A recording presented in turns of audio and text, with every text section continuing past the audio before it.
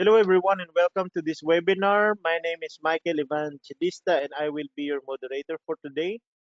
Just few reminders that you are in listen-only mode to avoid unnecessary background noise. However, you can type in your questions anytime you want, and those questions will be answered by our panelists in a Q&A segment. The recording and certificate of this webinar will be sent out to you in 2 days' time. And our topic for today is about fundamentals of insulation resistance testing, but in the industrial application. It is a pre-recorded webinar, and it was presented by our expert from the US, Jeff Johet. So without any further ado, let's start this webinar, Grace. On the right hand side of your screen, you should see a panel that looks just like this one. We ask that throughout the webinar, if you have questions, if you could just enter them in this panel. And at the end, Jeff, our presenter, will go through as many questions as possible. If he doesn't get to your question, don't worry, we'll send out the answers to all the questions in the days following the presentation. And on that note, I would like to introduce Jeff Jowett, today's presenter. He is our Senior Applications Engineer here at Megger. If you have questions specific to the material covered in this presentation and you thought of it after you didn't get a chance to ask, I encourage you to reach out to Jeff directly. And on that note, Jeff, it's yours. Good morning, everyone. Welcome to our webinar on fundamentals of insulation resistance testing. This is a rather large subject. We won't go into techniques today. That will be next week. And so we do encourage you to sign up for that one as well. Today's just fundamentals primarily because insulation properties and the testing of it are considerably different than a large bulk of electrical testing that many of you may have been doing for years, working with equipment like DMMs, for instance. And it's very important to understand these differences and know basically how the effects they have on your test results and how to deal with them and so forth, because otherwise insulation testing can be really confusing and counterproductive. Next. And always keep in mind, not just during the next hour, but when you're out on the job, relate things back to Ohm's Law. The testing is fundamentally, the basis of it is quite simple. Once you get into the various techniques and so forth, it then becomes somewhat complex, but that's all got an underlying basis in Ohm's Law, and so it helps when you're on a job and you're up against a question of some sort. It always helps to just think about, well, how does Ohm's law apply to this situation, or how does it apply to the answer I'm looking for? And that can very often help you work your way mentally through an issue. Next. No insulation is perfect. This is important to realize just from the very start. The old insulation testers from years ago, which many of you I'm sure have used and are familiar with, the old analog units, they had an infinity symbol up on the high end of the scale. That's not a measurement. That just meant that the resistance that you're trying to measure is greater than the capabilities of the tester. Those old testers, and a lot of them still on the market, common ones, go to about 1 or 2 gigohms, which is 1,000 megs. So typically you'll get 1 or 2,000 megs maybe out of a fairly off the rack insulation tester. And at that rate, the common lexicon that got into our market was thinking in terms of infinity, as if that was represented some sort of perfect insulation, but actually doesn't. It's just an overrange symbol. So keep in mind, a good illustration will be a lightning strike. Air is a good insulator, but you put enough voltage between the cloud and the ground and you get current flow. And so the same thing applies to any other material. You put enough voltage on it, you can get current flow. And that's the basis of how an insulation test is performed and what we'll be seeing as a test result. Next. So then a seemingly simple question, but it actually is, as we'll see as we'll go along, is really rather complex, is what actually is good insulation? And the answer to that is not at all straightforward. It's pretty varied, and we'll pretty much cover it this morning. But fundamentally, good insulation is the value that you need for your equipment to be safe and operate properly. And also, you want to be able to keep a good reading because insulation will deteriorate over time. And that's part of the reason that you test it. And we'll come back to that again and again. Next.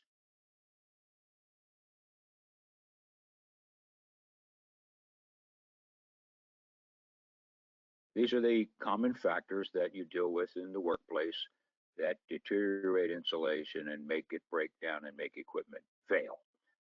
Mechanical damage, things like the stretching of cables by robots and so forth, or dragging cables across a floor.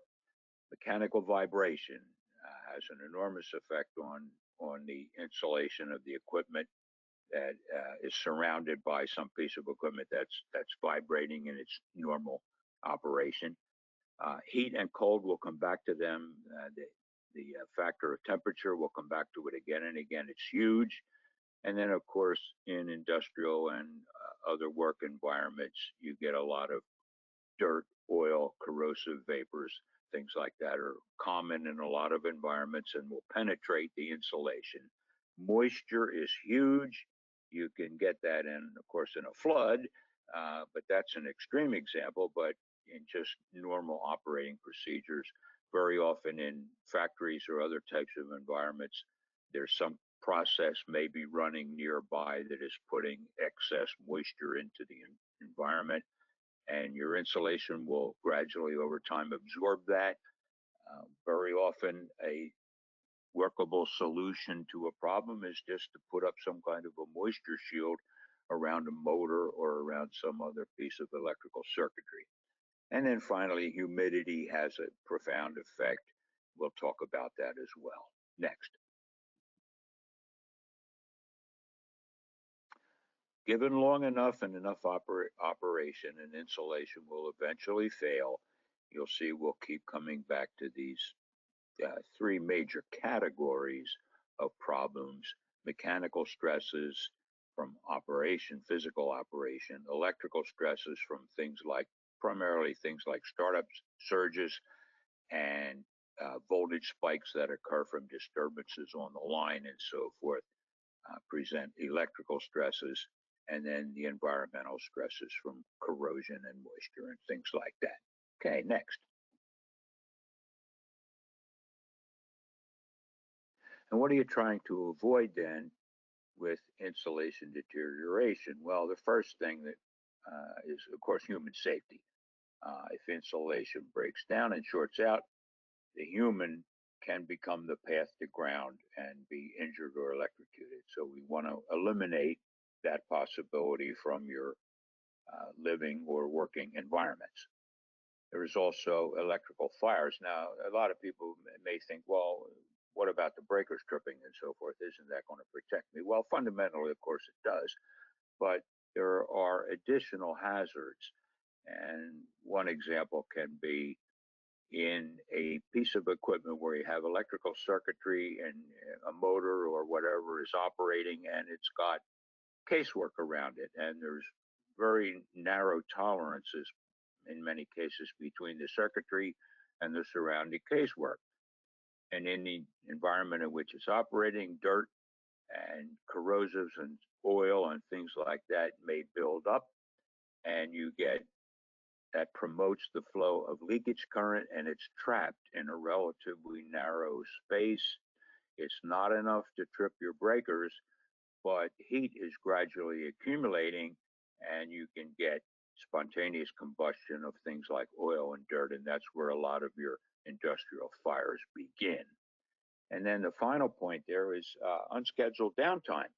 just don't want to have breakdowns in operation, which can be very costly. And instead, by an insulation testing maintenance program, you can kind of get an idea, predict when that scheduled that downtime may be starting to get near, and so you can have scheduled downtime to do preventive maintenance. Next. So we'll come back again and again to good and bad. We'll refer back to these parameters and how you determine them and how you evaluate them. And we'll make constant references back to the effects of temperature and the effects of moisture. Next. Now, when a piece of equipment is made, these are the variables that occur during its construction. And so this is what you get when you buy something. And so that's your starting point. And very often you can see specifications on a piece of equipment that you bought and that put and installed, and that those specs may be very important to its future operation. So kind of keep them handy. And next. And then once you're in service, then these variables day to day start to come into effect. And so cleanliness, moisture, and temperature and mechanical damage are all parameters that are going to, they're kind of ongoing effects on your equipment and can be reflected in your insulation resistance readings and give you an evaluation of the condition of the equipment. Next. Okay, temperature. A marked effect on insulating values. A reason for this is because as temperature goes up, of course, the agitation of molecules increases, and that helps to promote current flow. And so insulating materials are principally made up of very large, very complex and polar type of organic molecules. And as they become agitated with temperature, then the leakage current through the insulation increases. As a general rule, we'll come back to this again several times, but this is just to give you a general idea. 10 degrees centigrade increase in temperature typically cuts insulation values about in half. So you can see it's quite pronounced. Next. And there's just some other points about, again, very important, and we'll touch on it again and again, correcting to common temperature bases.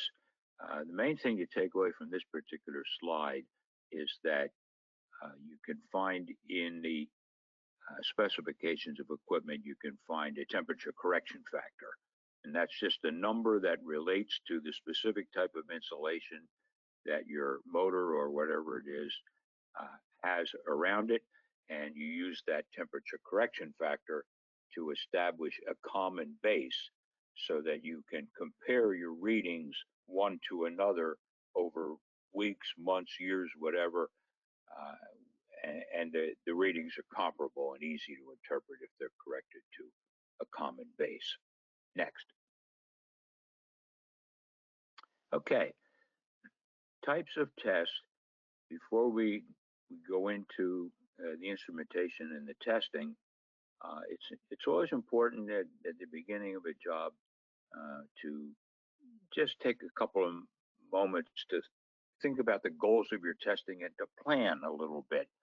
And there are two major testing goals where insulation testing is concerned: the go, no go, or pass fail type of test, and the diagnostic type of test. So it's helpful to just think, which are you going to do? Go, no go, that very often will be your breakdown testing. Something has failed. A motor, for instance, has tripped out the breakers. You're trying to determine where the problem is. You're trying to isolate a weak point somewhere in your circuitry. And that's a go, no go type test. So for that, you can generally just use a basic insulation tester. You don't need a whole lot of range. one of the major determinants in an insulation tester is how high it will measure. And so in this century, the values have gone all the way up into the teraohm measurement range, and you can very easily buy an insulation tester that will measure up into teraohms. The common unit of measurement, of course, is the megohm, a million ohms, and that's what is most commonly used in insulation, megohm readings. But 1,000 megohms goes into the gigohm range, and then 1,000 gigs is up into the teraohm range. So you can see that's absolutely enormous, far beyond the measurement ranges of most types of electrical testers. And so for a go no go test, a common, relatively inexpensive tester will generally run up to a gig ohm or two. And as far as I know, I can't think of anything that's bad at a couple of gig ohms. So that's all you really need, and you don't necessarily need an expensive or highly developed tester to do go no go testing, where you're just trying to find out is something bad or not, or what is bad or not. But diagnostic testing, on the other hand, that's where you really want to have a full featured unit. You want to be able to measure insulation when it's still very early in its life cycle, the equipment that is, and you want to be able to get an idea where a piece of equipment is along its life cycle, and we'll come back to that. And for that type of testing, you do want to have a full featured unit. Next. Okay, so what about diagnostic testing then? Why do we do this? Well, we have the concept of predictive maintenance. In other words, you can trend your test results over time, and you can see is something dropping rather precipitately in its readings. In which case, you may be able to install some protective device like a moisture shield around a piece of equipment, and may alter that drastically. You can adjust maintenance activities. So, in other words, rather than during a shutdown just having to test everything, you can get an idea of the equipment that's very early in its predictive life cycle, and you don't need to bother to test it right now. Look at the stuff that's well along in its life cycle and test that. So you can adjust your maintenance activity and make it more practical. And you don't necessarily have to rely on fixed maintenance and we're going to test this every 6 months. We're going to test it every year. You don't necessarily have to do that. If you're up in the teraohm range, you really don't have to worry about that for a while. But the equipment that's down, approaching 100 megohms or whatever, that's what you want to look at. So that's adjusting your maintenance schedule, and you can make much more practical use of your time. Let's say next. So, two key rules: test periodically, adjust your conditions. We'll come back to this again and again. Your test conditions have an enormous impact, so you don't want to let the conditions rule your results.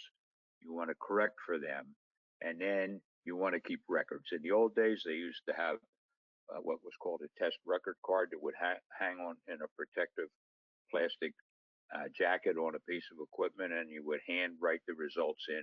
Now you don't have to do that anymore. Now you press a button on the tester and it stores your results, and it goes into a program that you can download to your computer, and you can make it complicated, you can make it simple, whatever you prefer. You have a lot of very effective data manipulation that's available at your fingertips. Next. Okay, so now we're going to take a look at the particular piece of equipment, the fundamental design of an insulation tester and how it operates. That last bullet there about independent of actual test voltage, that's somewhat archaic, but those of you who've been in this industry for a while will probably remember that, and there are still some of them out there. The older testers, you used to have one fundamental direct measurement at a specific voltage, usually 500 volts, and then any other voltage, you would have to apply a multiplier or a divider to adjust your reading. Well, you don't have to do that anymore. All the new testers are direct reading. What you see is what you get. Next. Okay, so now what we're going to look at here is that the fundamental operation of the insulation tester. It applies a test voltage across your test item. The voltage pulls a certain amount of current through your test item, and then those two parameters in Ohm's law, like we said at the beginning, calculates out the resistance, and that's what you see now on your display. Next.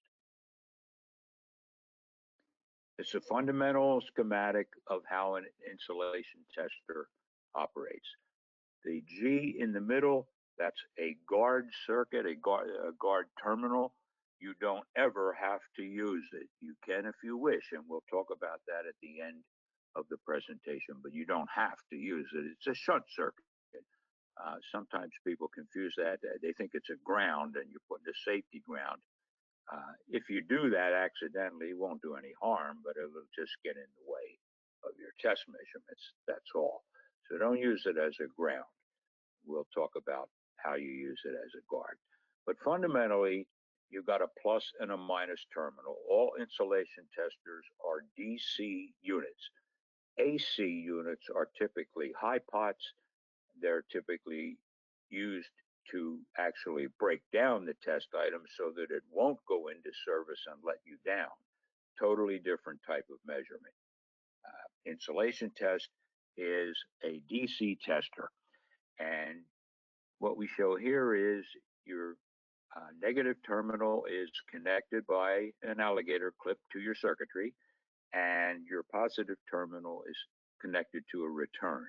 Now, that is not the insulation. You never clip your alligator clip onto the insulation itself. That really won't do any good. But what you're looking for is some sort of metal conductor. So that could be a sheath or a shield or another conductor or whatever. And so now your insulation is between those two poles. And when you apply your voltage, a certain amount of current is going to pass through the insulation and complete the circuit. And that's what you're going to see up on your display. And just as a quick note, industry standard is to do negative to circuitry, positive to return. No longer, years ago, it mattered more. Modern insulating materials, not so much anymore. You don't get a polarity effect. And so if you accidentally hook it the other way around, you don't have to throw out your test results. So it's okay. But mainly you want to follow industry standard for the benefit of third party involvement. So industry standard is negative to circuitry, positive to return. Next. And applied test voltages. Well, um, there are different recommendations that you will see in different standards and in SOPs and so forth. So you may need to follow as an SOP, but in general, your equipment like telecom, datacom tests at lower voltages, 50 and 100 volts. For building wiring, 250, 120, 250, uh, excuse me, 480, 600 volts. All of that type of circuitry typically is tested at 500 volts. That's kind of industry standard for maintenance tests, and for troubleshooting where you're looking for a problem, then you typically run it at 1,000 volts or twice the normal maintenance test. And then for what is called medium voltage equipment, when you get up over 1 kV rated, then you test at typically 5 kV or some higher voltage in that range. But note that the standards agencies have noted that for equipment that's running well up into medium voltage, um, you can't be expected to have an expensive, heavy insulation tester that puts out 50 kV or something like that. So typically, if you get up around 15 kV, you're good to go on just about any type of equipment to test the insulation values. Next.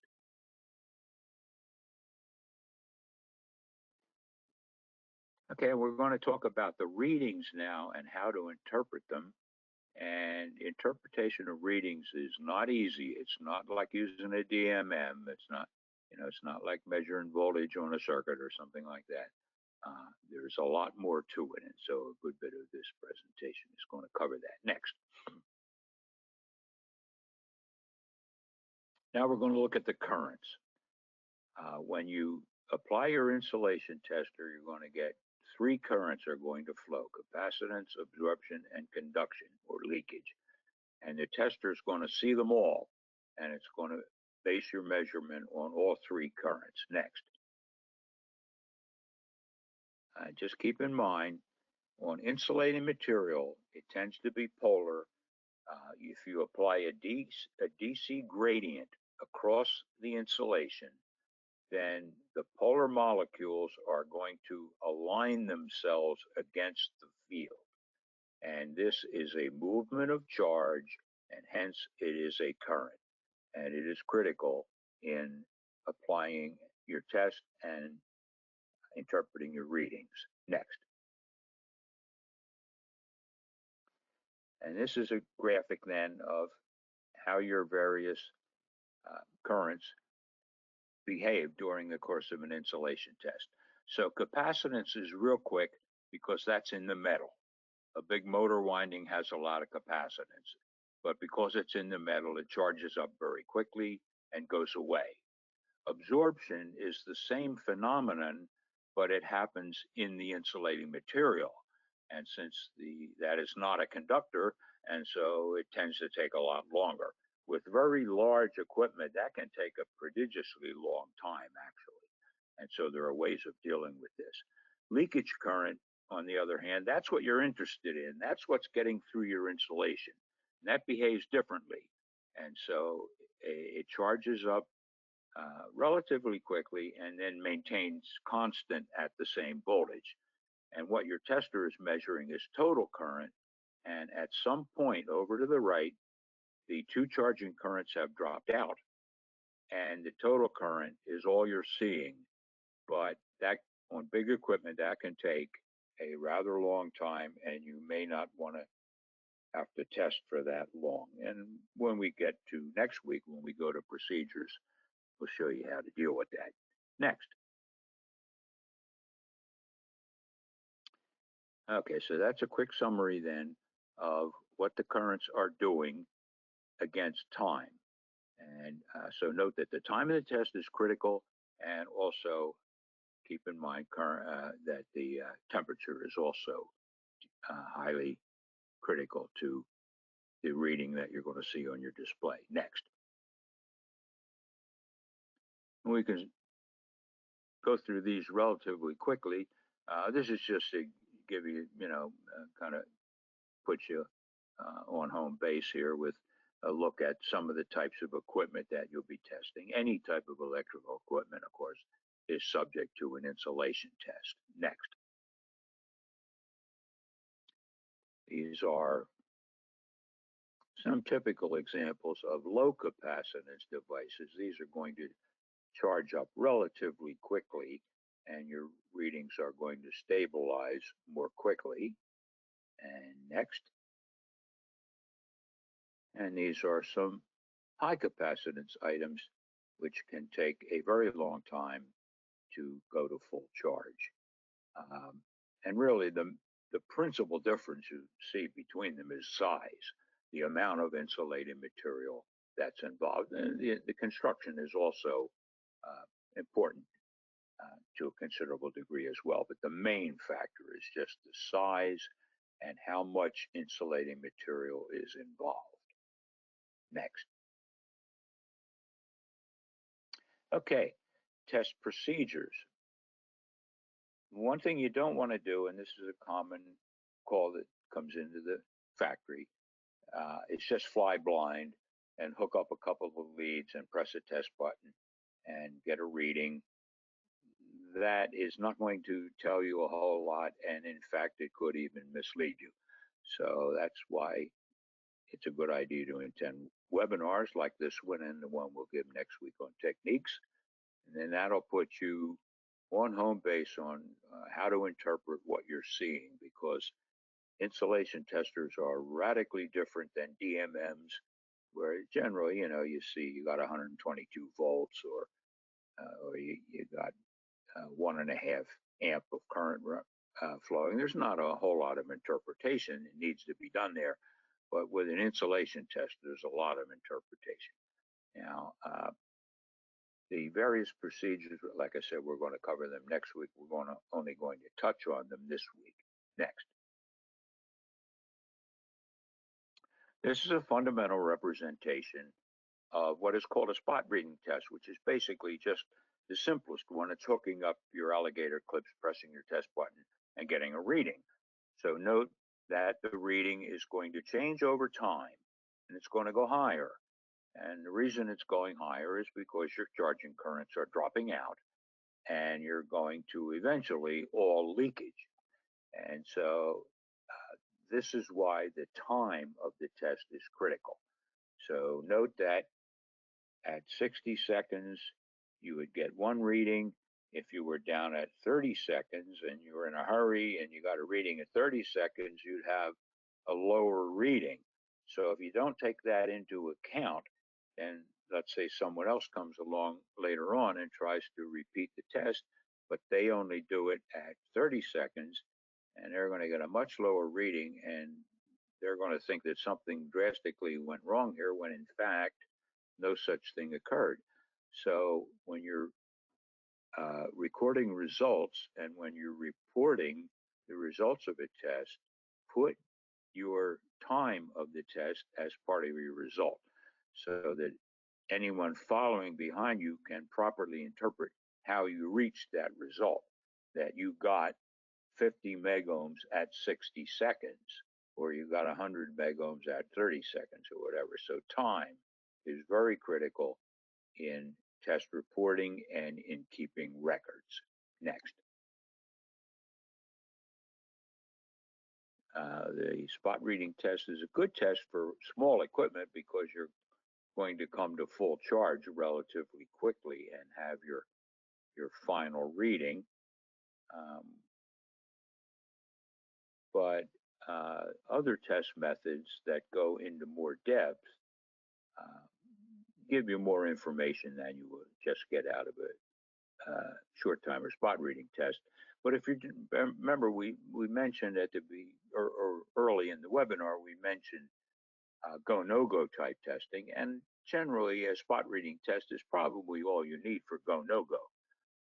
If you're trying to meet a standard, let's say telecom, for instance, they install a circuit, they want to see 100. Typically, I think it's industry standard. They want to see 100 megohms or more. If they don't get that out of a newly installed circuit, they're not happy. So, okay, you do the test and you pass 100 megohms, you're done. You can move on. Or similarly, looking for a problem. You spot where the problem is, or you see that a piece of equipment is not the problem because it's well up in the megohm range, and you stop and you can move on. But for more analytical type of procedures, then typically you do want to use a more in-depth method, which will be discussed next week. Next. So time resistance measurements, they compare two or more readings over time. And so that gives you more information, gives you more depth in the interpretation of your reading. Next. So this is just a quick representation to show you. Good equipment typically is looking at mostly charging current, and so the readings keep going up. Equipment where there's a lot of leakage current, what you don't want, that holds down your reading. It keeps it relatively flat.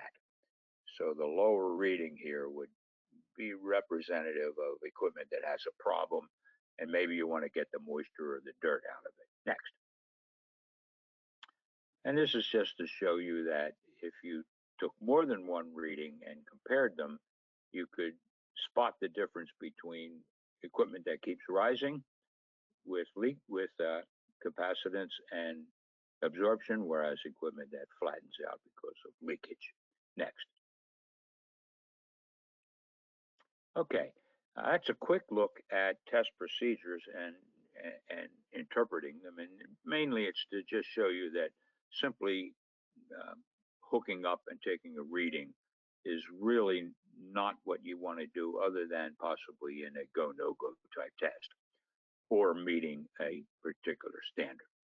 Uh, Now we'll look at the guard terminal, and we mentioned that early in the presentation, and we'll take a look at what you can do with that, which is an enhancement of your test results.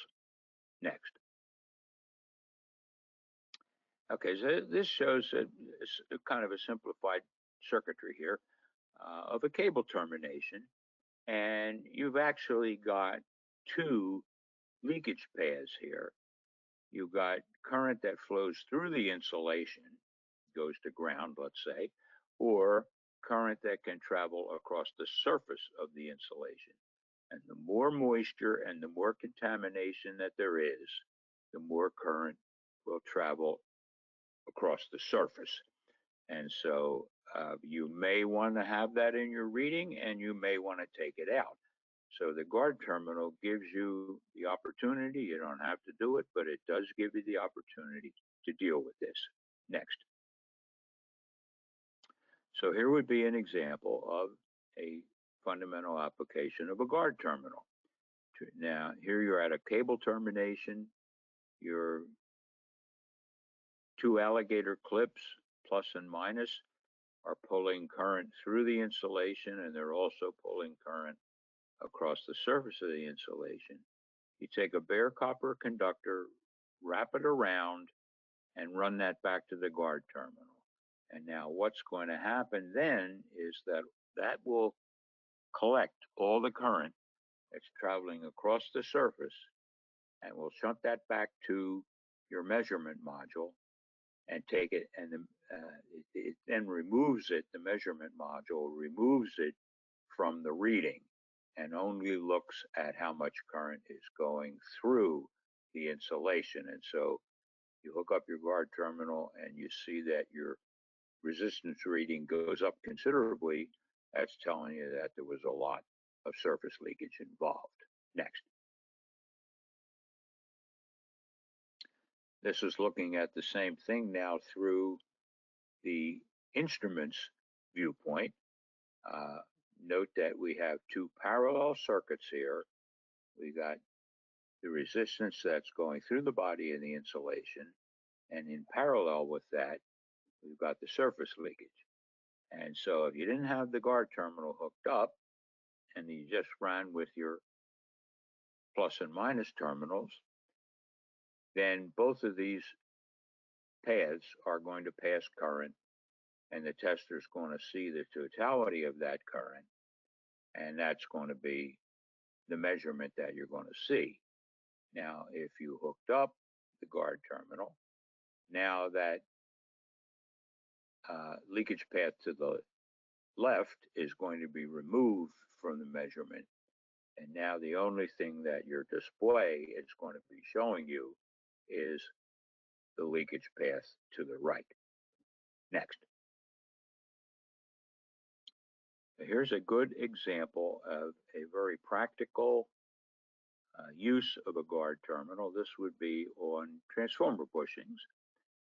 And what they found was that a lot of times these of course, are typically outdoors, and there's moisture and dirt traveling over the surface of the bushing from the minus to the positive terminal.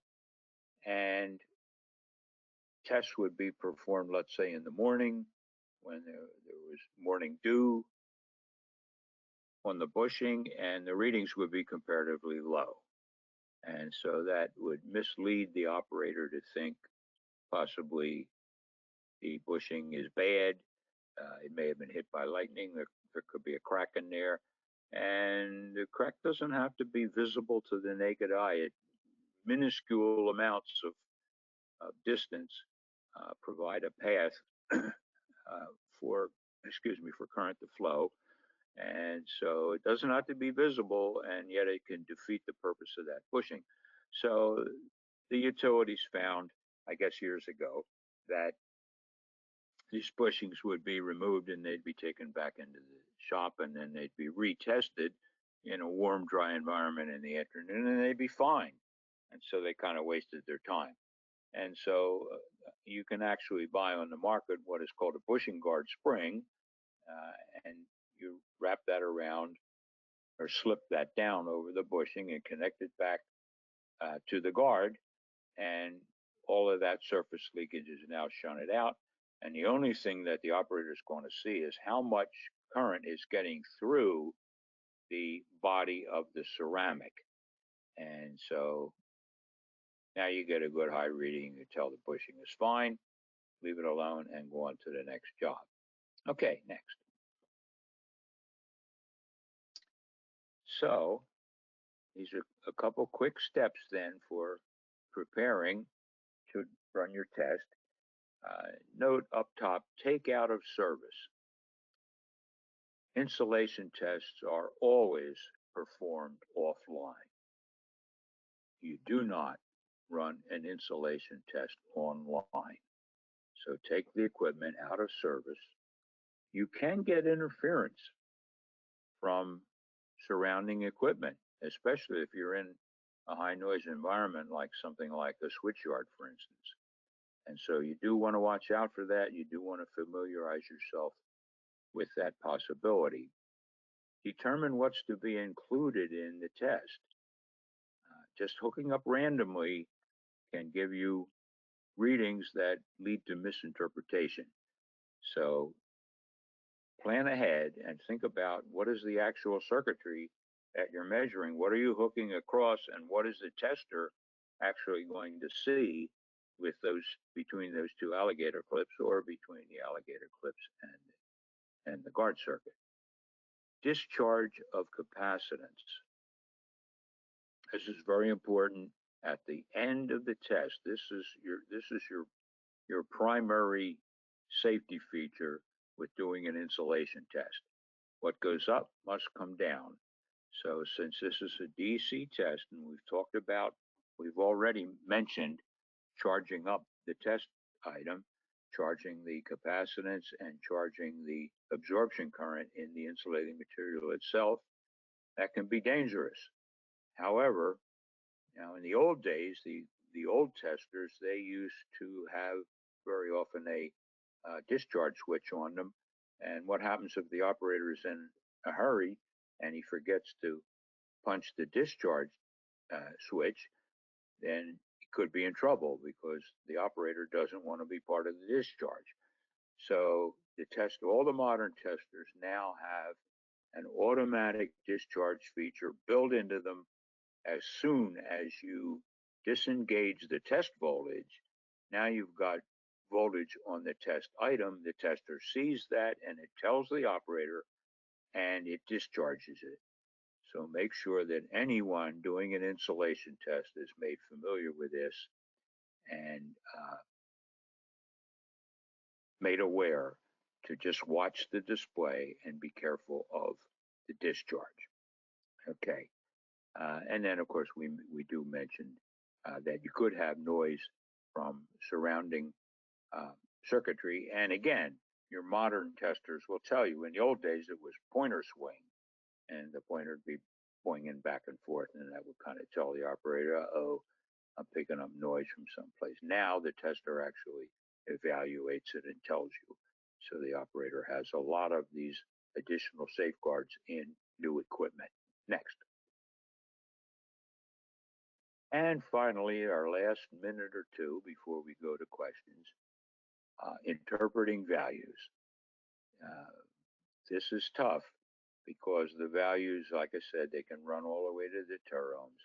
But the basic old 1 megohm rule that you still see mentioned in the literature for equipment running off of building wiring voltages, you do not want to see less than a megohm. If you're down, most testers will have a kilo ohm range on the bottom, and that's for helping you recondition equipment and things like that, where you measure down in the thousands of ohms. But if you're below a megohm, that shouldn't be in service.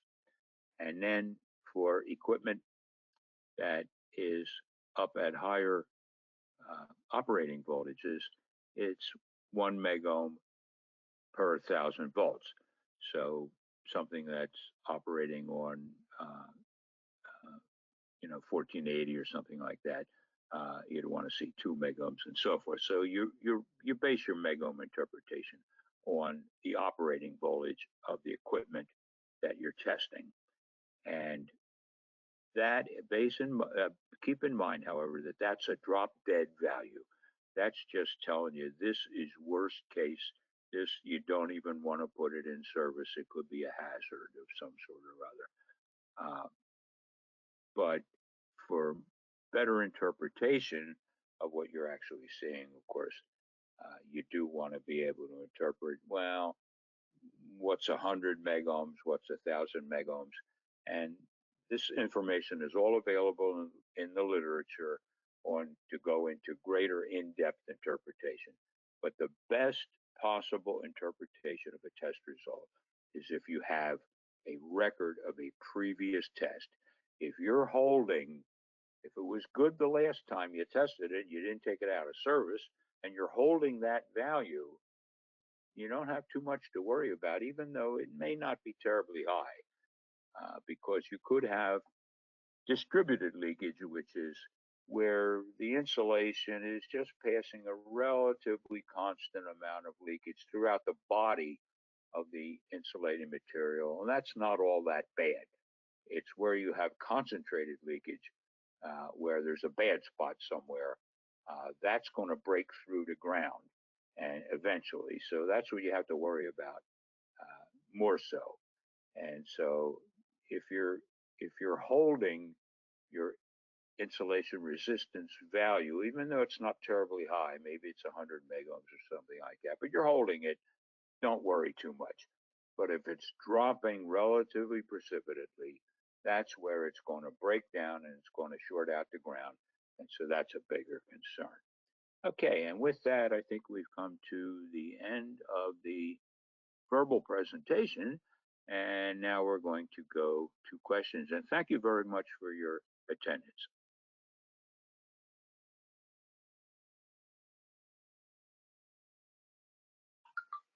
Okay, everyone. Now we go to the question and answer portions. If you have any questions, just type it in the chat box, and we'll read it for you and answer it for you. The panelists will do that.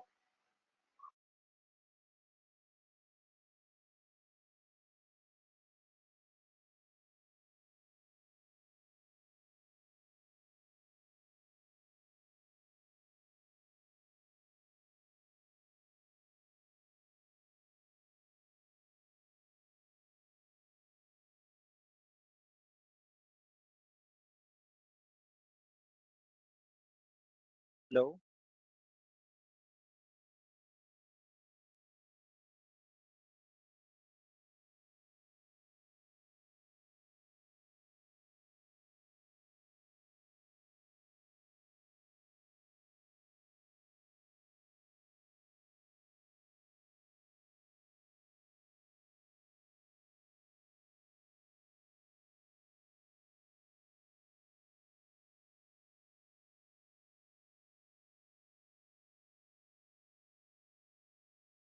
So,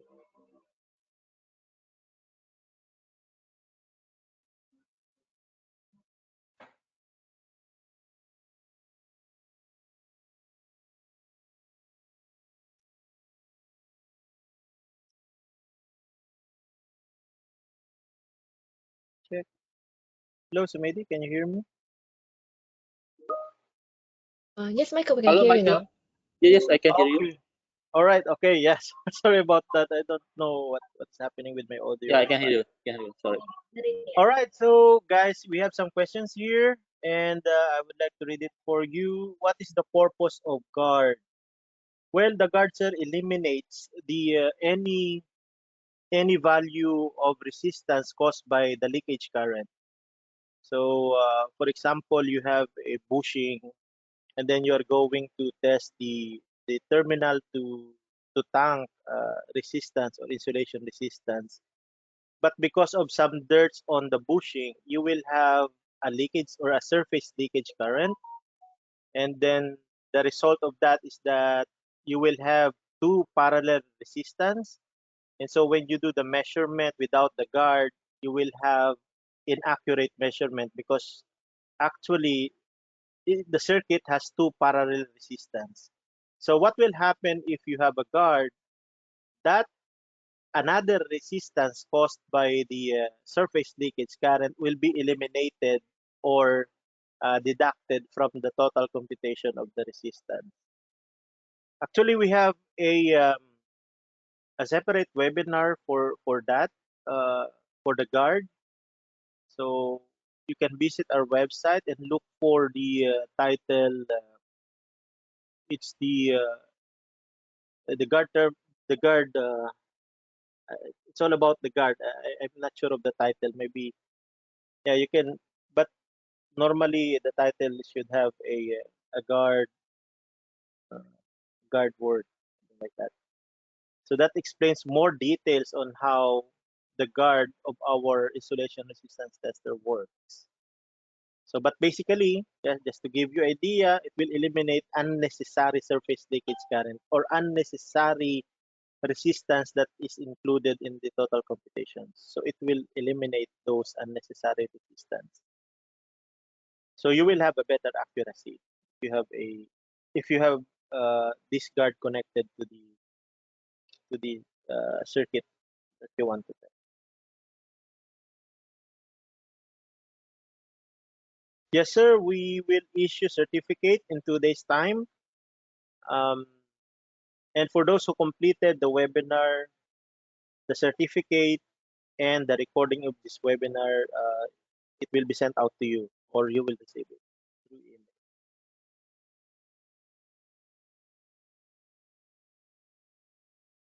Can we use another question here? Can we use DC high pot equipment for insulation? Yes, sir. Yes, sir. That is the purpose of DC high pot. You can use that to check your the quality of your insulation. However, please be careful of the DC high pot because it might stress the equipment if you are not doing it properly. And also high pot, actually this is the idea of it. If the insulation is good, I mean there is no void, there is no uh, leakage current, then the high pot is good to check if the quality of insulation is good. However, if there is an existing void or if there is an existing what do you call that problem on the insulation, it will uh, how do you call that? It will boost up or it will increase the quality of the problem, something like that. So it will create more problem if the insulation has already problem if you do the DC high pot. But of course, that depends on the equipment. I mean the instrument that you have. If you have a DC high pot that injects high energy, then that is really uh, dangerous, something like that. But if you have a good DC high pot which only injects minimal energy, then it will not be actually it will not be um, dangerous or that test is still okay. And also if you do it in a longer period of time, then um, that will increase the problem or that will make the problem worse when you do the DC high pot.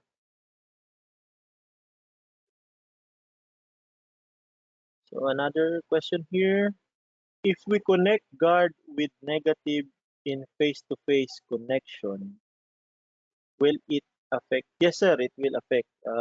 you should connect the guard in the one that it is not under test. So to eliminate just the surface leakage. So if you connect that into the negative part, then it will measure the current from positive to negative. So it will deduct everything.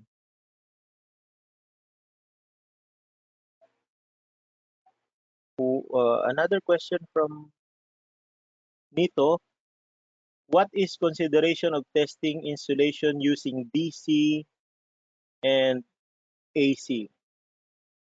This is a very, very good question, Nito. Um, Normally, we use AC insulation testing like the tan delta to, I mean, the reason behind is that because most of the system works in AC, so it's better to use an AC insulation testing. But in some areas, that is not possible to do the AC testing, we use the DC testing as initial initial test to determine the quality of the insulation. So whether DC or AC, they are both uh, they are both serves the same purpose, which is to test the quality of insulation. So, but for me personally, um, uh, I I prefer to do the AC insulation. But yeah, for initial, because AC insulation is much AC insulation testing is much costly because you need some higher voltage injection, like the tan delta testing. So DC insulation is just like for me, it's just like in a doctor. Sometimes for the doctor, they do stethoscope. That is the initial check of your body if you have a illness or something. So DC insulation is good to check if you have some illness. And there Yes, I are think. also and there are Uh, also with the DC insulation testing, there are some applications like the PI polarization index and the dielectric absorption ratio, which the AC don't have. So that is another way to check the quality of insulation. So in terms of, for example, when you do the PI and DAR, that is applicable for the equipment that is fairly independent on the temperature change. So for example, if you are in a very cold environment, for example, there are snow, for example, then what will happen is that uh, it's very difficult to heat up the equipment. Or for example, if you have a motor that is continuously running, then you suddenly stop or you suddenly shut it down. It's very difficult to cool it down, right? So what you need to do is to do the polarization index and the electric absorption ratio, and just look for the absorption current, the polarization current, and the capacitive current. Any additional, Sumedi?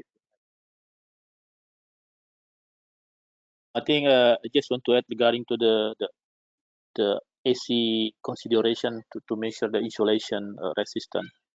Yeah, I think with the AC voltage output, the advantage is we can detect some insulation uh, problem on the object test that have the multi-layer insulation.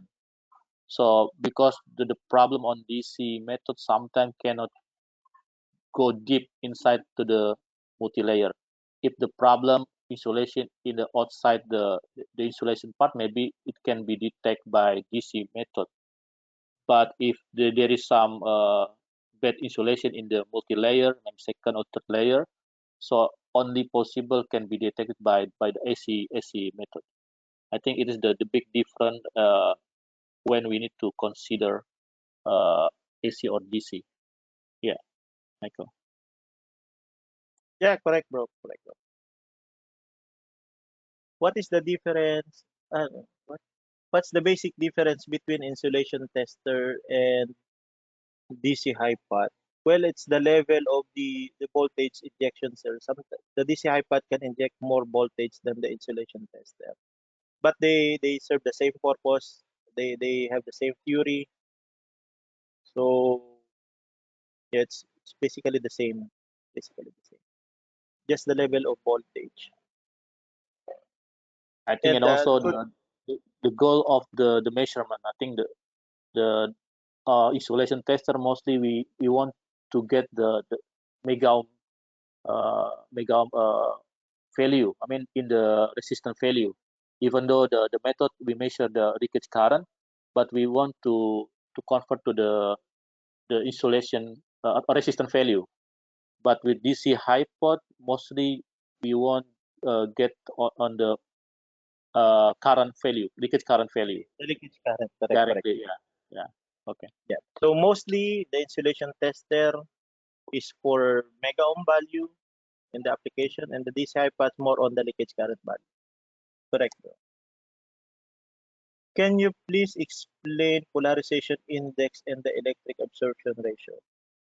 Well, we have a separate webinar for this one, sir, and a more detailed explanation. But to give you some idea, uh, because when we do DC injection into the insulation, we are experiencing different current. So at the first few seconds, you will have the capacitive current and the absorption current and the polarization current. So when we do the polarization index and the electric absorption ratio, we are giving time for that capacitive current, for that polarization, and for that absorption current to happen first. Because those currents are not our concern. Our concern is the leakage current and the conduction current. So meaning, we do this polarization to give way to the capacitive, to the absorption and polarization current first to happen, because they are not like the capacitive current. When the capacitance is fully charged, then there is no more capacitive current.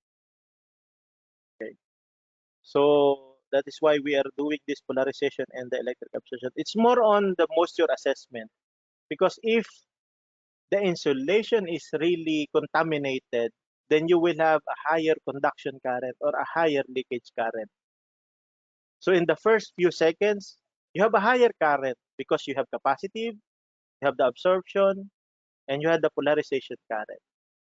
That's why this polarization takes around 10 minutes, because the first minutes, those currents is happening, the capacitive, the polarization, the absorption current. So we are giving time for that to happen first before measuring the resistance. Okay. Uh, Another. Where can we send inquiry for Megger product? Grace, maybe you can type in the Megger email address where they can send the inquiry for Megger products, or you can also, sir, contact the local distributor. So I guess this question is from, I guess this one is from Philippines. You can contact Elmer Austria, sir. Let me try to type in the answer.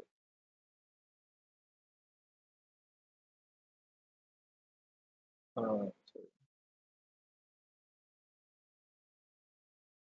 Elmer.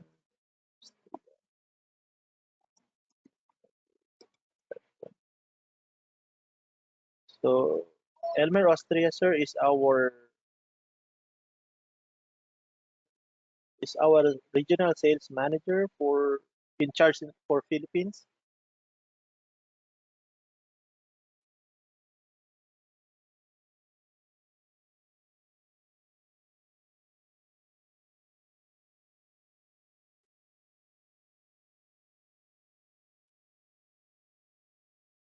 Okay, so I guess that's all the questions that we have. Um, yeah, again, there are some questions here that we already conducted the webinar, like the polarization index and the electric absorption ratio. you can visit our website, sir, to check. And also the guard, we have a separate webinar for the guard duty. Okay, so I guess that's all for today, guys. And at this point in time, I would like to say thank you everyone for joining us, and we really hope to see you again next time. So again, thank you. Please have a good day and stay safe. Thank you, Sumedi. Thank you, Grace, and thank you, Nito. Thank Thank you, you, Michael. everyone. Thank you, Michael and everyone. yes. Bye bye.